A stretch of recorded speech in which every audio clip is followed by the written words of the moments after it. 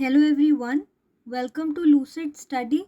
With this video, we start a new lecture on Vijayanagara empire जो कि medieval Indian history का major part है.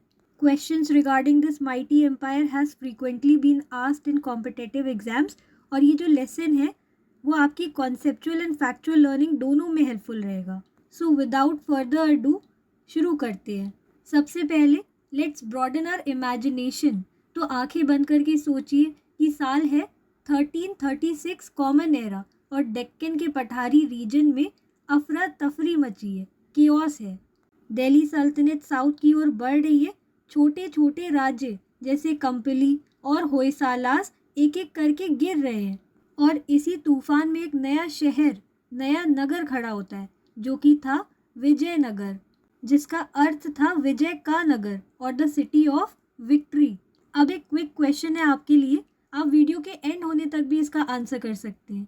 सो the question is that why do you think new kingdoms often rise during times of crisis.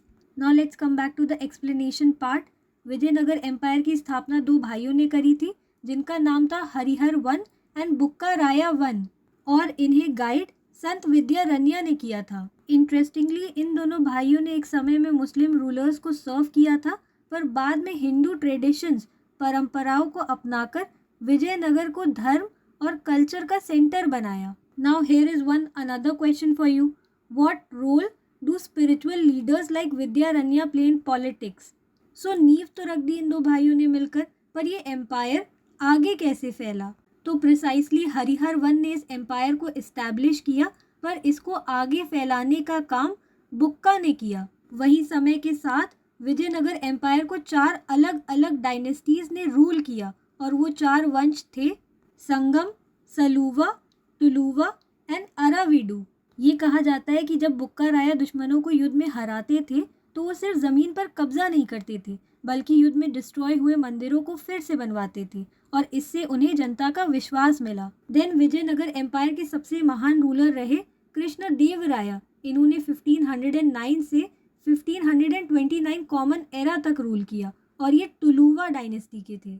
इनका empire Tungabhadra से लेकर Indian ocean तक था और फॉरेन ट्रैवलर्स जिन्होंने उनके एम्पायर को विजिट किया वो उन्हें एशिया का ग्रेटेस्ट रूलर मानते थे. इनके एडमिनिस्ट्रेशन में, प्रशासन में स्ट्रॉन्ग स्पाई नेटवर्क था. ये जासूस एम्पायर में हो रही एक्टिविटीज पर नजर रखते थे और किंग को इंफॉर्मेशन प्रोवाइड करते थे और किंग कृष्ण देव राया खुद सेना को इंस्पेक्ट करते थे.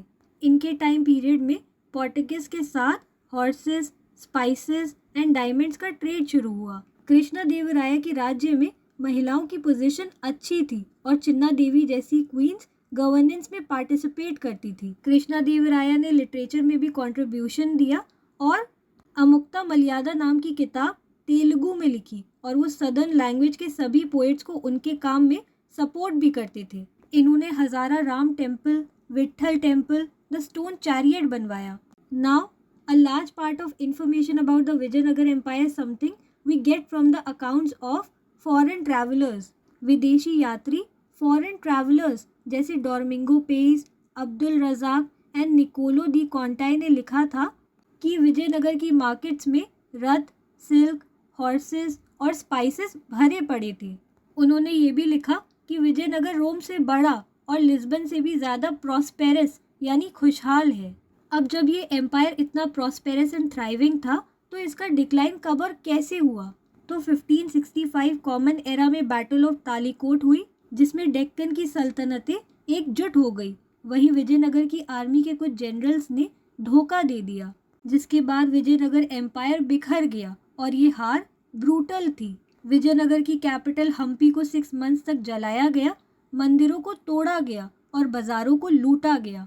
वहीं आज भी हम्पी के खंडर विजयनगर की कहानियां सुनाते हैं. टूटा हुआ stone chariot, empty markets, silent temples हमें याद दिलाते हैं कि कभी साउथ इंडिया वर्ल्ड का रिच कल्चरल हब हुआ करता था.